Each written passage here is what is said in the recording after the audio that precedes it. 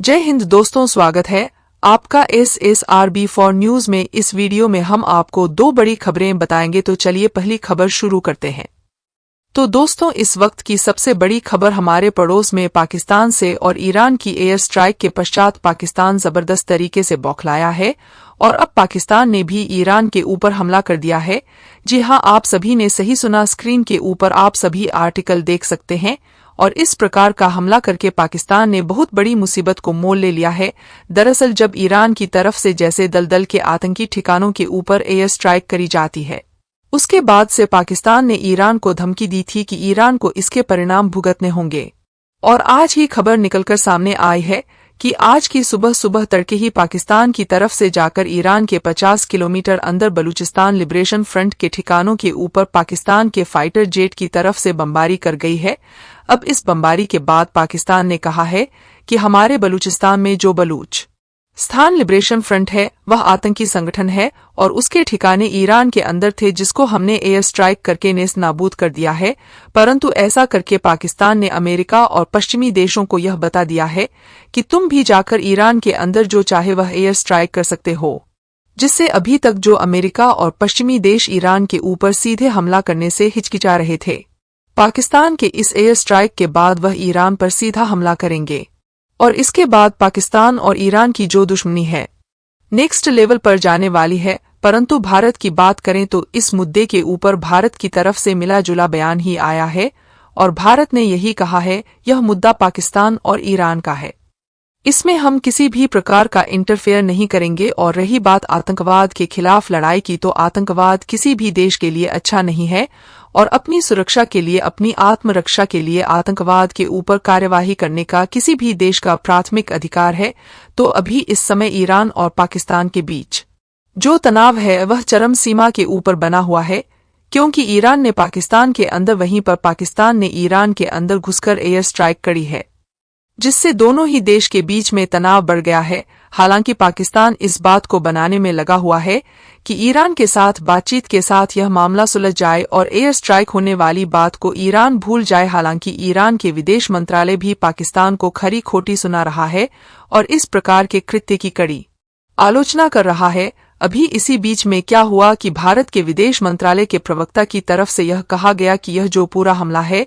या फिर ये जो पूरा घटनाक्रम हुआ है वह ईरान और पाकिस्तान के बीच का मामला है, इसमें भारत को कोई इंटरफेयर नहीं करना। पर भारत की जो आतंकवाद की प्रतिनिधि है वह जीरो टॉलरेंस की है और भारत किसी विदेशी के द्वारा उठाए गए आत्मरक्षा के कदमों को भली भांति तरीके से समझता है और भारत के इस बयान को पाकिस्तान अपने खिलाफ ले रहा है और पाकिस्तान यह सोच रहा है कि भारत इस पूरे मामले में ईरान के सपोर्ट में है। और इस बार जब पाकिस्तान की तरफ से ईरान के ऊपर हमला किया गया है तो पाकिस्तान के विदेश मंत्रालय के प्रवक्ता मुमताज जहरा बलोच की तरफ से कहा गया है कि हमें उम्मीद है यह जो हमला है वह पाकिस्तान की तरफ से आत्मरक्षा के लिए किया गया है और इसको भारत भी समझेगा। यानी यहाँ पर पाकिस्तान यह बताना चाहता है भारत को कि जो हमने ईरान के ऊपर हमला किया है वह पाकिस्तान ने अपनी आत्मरक्षा के लिए किया है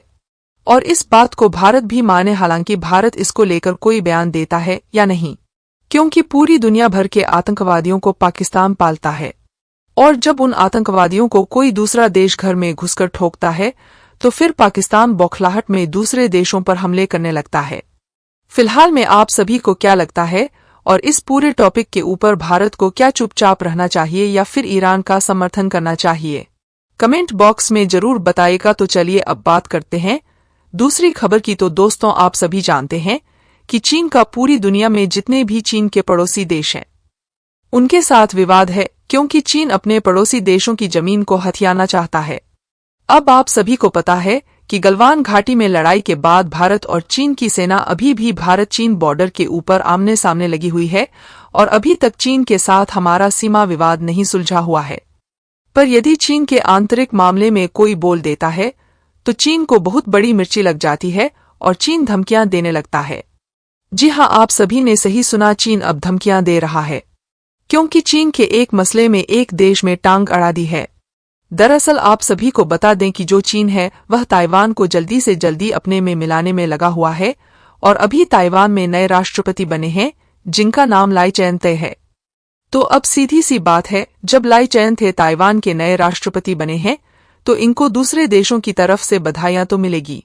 ताइवान की स्वतंत्रता और संप्रभुता का ख्याल हम रखेंगे और ताइवान के साथ हम अपने द्विपक्षीय संबंधों को गहरा करेंगे।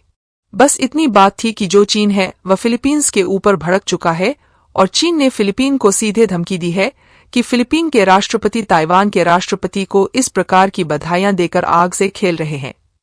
हम फिलीपीन से यह आग्रह करते हैं कि वह चीन की संप्रभुता और अखंडता का सम्मान करें, अन्यथा फिलीपीन के लिए अच्छा नहीं होगा। पर यह सारी जो बातें वह चीन के विदेश मंत्रालय के प्रवक्ता माओ ने की तरफ से कहा गया है।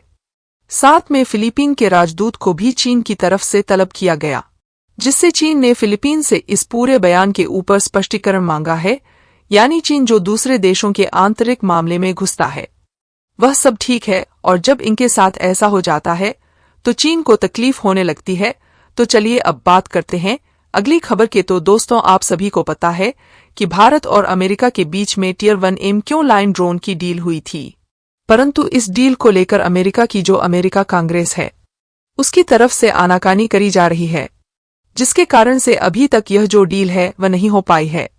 और अमेरिका का जो वाणिज्य विभाग है वह इस डील की फिर से पुनरावलोकन की जो स्थिति है उसको चालू कर चुका है। यानी इस डील के फिर से जांच हो चुकी है, जबकि भारत को जल्दी से जल्दी मेल क्लास के यूएवी की आवश्यकता है। अब इसी बीच खबर निकलकर सामने आई है कि जब अमेरिका से आनाकानी हुई है इस डील के अंदर, तो भारत अपने मित्र इजरायल के साथ मिलकर अपनी सुरक्षा के लिए एक बड़ी डील करने जा रहा है, जिसमें भारत की तरफ से लगभग 90 से भी ज्यादा की संख्या में मार्क 2 ड्रोन को भारत इजरायल के साथ मिलकर भारत के मेक इन इंडिया कार्यक्रम के तहत बनाने वाला है। जी हां, आप सभी ने सही सुना, टाइम्स नाउ की रिपोर्ट आप सभी को बता रहे हैं, जिसमें सारी जानकारी दी गई है कि भारत अपनी निगरानी क्षमताओं को बढ़ाने के लिए 90 से भी ज्यादा की संख्या में हेरोइन मातू यूएवी को खरीद सकता है, जिनमें से 22 भारतीय वायुसेना को मिलेंगे, 27 मिलेंगे भारतीय थल सेना को और 22 हुए भी मिलेंगे भारतीय नौसेना को।